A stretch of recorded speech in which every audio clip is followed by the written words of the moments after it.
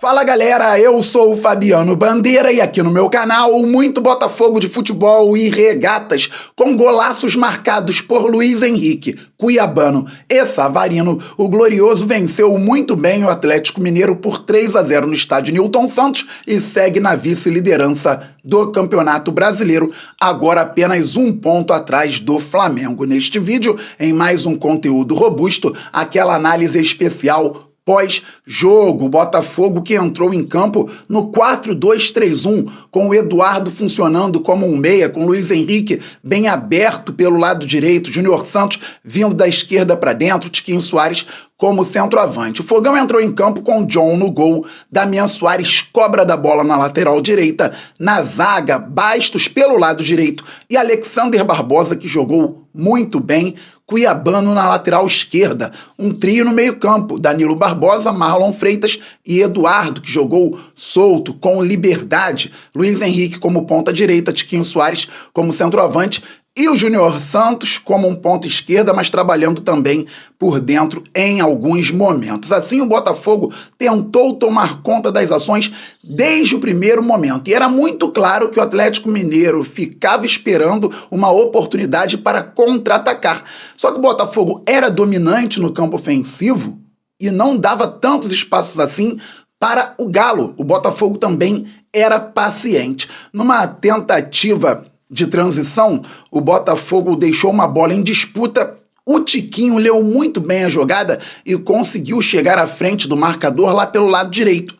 Pertinho da linha lateral, o Tiquinho ficou com a bola e tocou para trás para o Damian Soares, que muito esperto de primeira deu passe por baixo para o Danilo Barbosa, que estava trabalhando entre linhas. Vocês vão lembrar que na redação do Bandeira ao Vivo especial pré-jogo eu falei sobre a paciência do Botafogo trabalhar entre linhas, porque a última linha de defesa do Atlético Mineiro com os três zagueiros entra muito, vez ou outra vai para dentro da área ou fica muito colado ali na linha da grande área. Isso gera um espaço interessante para os adversários trabalharem e o Botafogo poderia trabalhar de dentro para fora, de fora para dentro. Então o Tiquinho deu o passe para o Damian, que foi muito esperto, deu um bolão para o Danilo Barbosa e para jogar entre linhas seria interessante ter o Danilo Barbosa no primeiro tempo, depois o Tietê, o Gregor entraram muito bem também na segunda etapa. O Danilo Barbosa, esperto, tocou para o Luiz Henrique, que dominou, deu mais um tapa na pelota e girou chutando de canhota, sem chances para o goleiro adversário.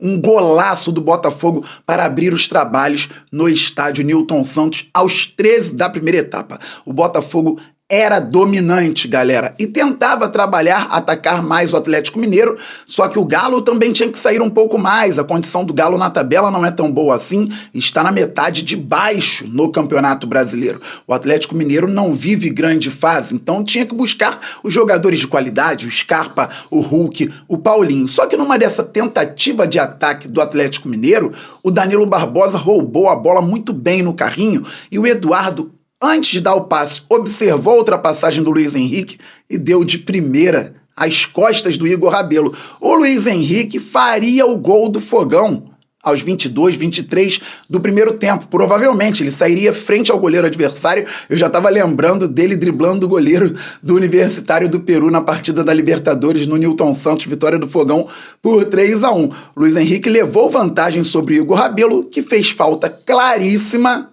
e foi expulso depois um pouquinho da metade do primeiro tempo. Galera, o Botafogo teve dificuldade depois da expulsão do Igor Rabelo. Vamos falar sobre isso. Mas a verdade é que aos 25 minutos, no 11 contra 11, o Botafogo poderia ter feito tranquilamente 2-0.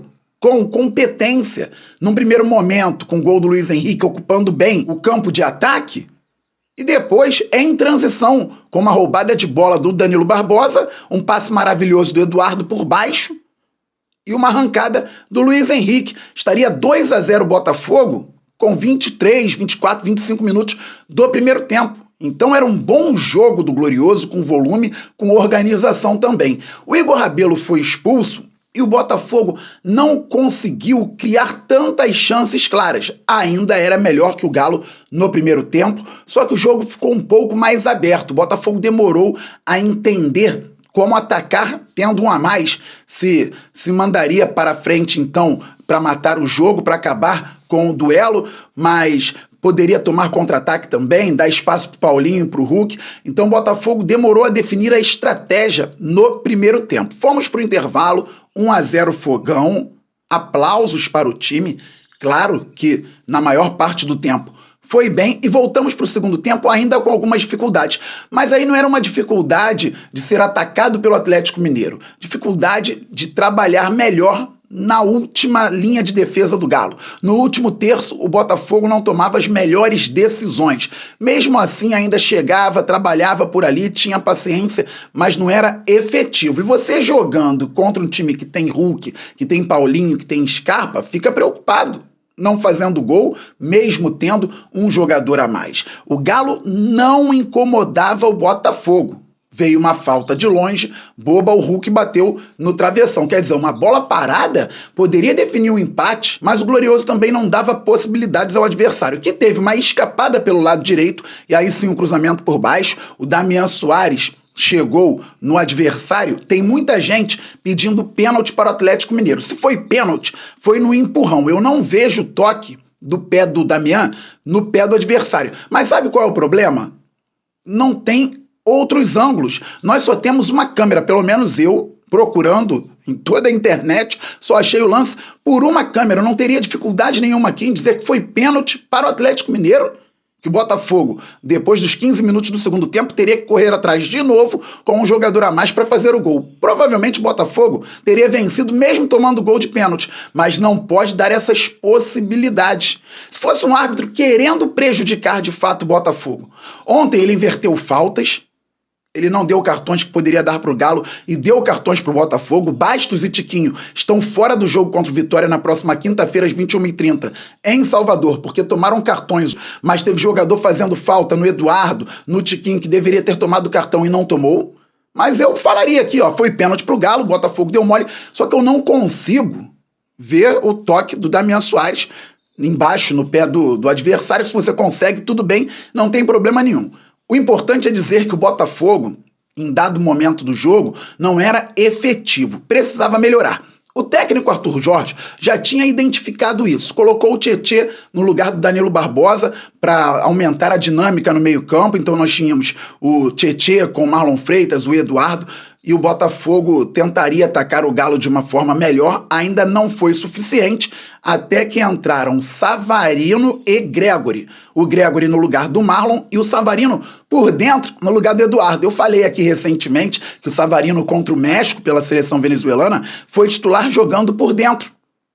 E ontem ele entrou por dentro também no meio-campo do Fogão. Então nós mantivemos a estrutura com o Savarino no lugar do Eduardo e com os volantes sendo Tietê e Gregori, ou Gregori e Tietê, Luiz Henrique, Tiquinho e o Júnior Santos. Assim o Botafogo melhorou. Com a entrada do Savarino, o Botafogo começou a encontrar mais espaços, a tentar deixar o Atlético Mineiro ainda mais preocupado, e numa dessas, rodando a bola para lá para cá, o Savarino encontrou muito bem o Damian Soares, porque antes o Botafogo também rodava a bola, mas não encontrava os jogadores em boas condições para uma finalização, um cruzamento. Então o Savarino encontrou bem o Damian Soares, que cruzou, houve o desvio da defesa, o cuiabano também ocupando muito bem a faixa ofensiva, se antecipou, conseguiu dominar, e quando ele finalizou, quando ele encostou na bola, eu comecei a comemorar, porque eu vi a perfeição do chute do cuiabano, um negócio incrível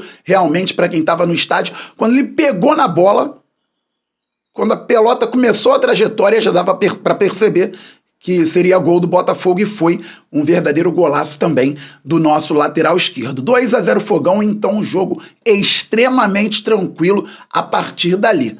Mais à frente, já perto dos 40 minutos, o Luiz Henrique deu lugar ao Romero e o Tiquinho Soares deu lugar ao Cauê. O Cauê jogou um pouco mais pelo lado esquerdo, o Júnior Santos foi para centroavante, Romero e Savarino se revezavam, um trabalhava por dentro, o outro pelo lado direito. Aí o Botafogo estava tomando conta das ações na parte ofensiva mesmo, então nem tomava tanto cuidado assim com a descida de alguém pelo lado do Damian Soares. O nosso jogador não teve problemas ali na lateral depois do segundo gol, e com as entradas do Romero, do Cauê, do Savarino, do Gregori e do Tietê. O Botafogo era dominante depois do segundo gol. E veio o golaço da noite, que foi espetacular. Daqui a pouco eu vou colocar aqui para vocês, galera, um vídeo que eu fiz, porque eu comecei a filmar por conta do Olé. E aí saiu o golaço do Savarino. Vocês não devem ver na TV, dificilmente alguém vai mostrar. Espero que algum programa consiga mostrar. Mas começou com um tiro de meta, cobrado pelo John, curtinho, toque de bola para lá, para cá, mais de 1 minuto tocando a bola, até a pelota chegar aos pés do Savarino, que finalizou de longe, e antes da bola entrar já saiu comemorando, porque tirou muito bem do goleiro adversário. 3-0 para o Fogão, uma vitória maravilhosa. Anteontem, o Flamengo, líder do campeonato, empatou com o Cuiabá no Rio de Janeiro. Sabe o Cuiabá?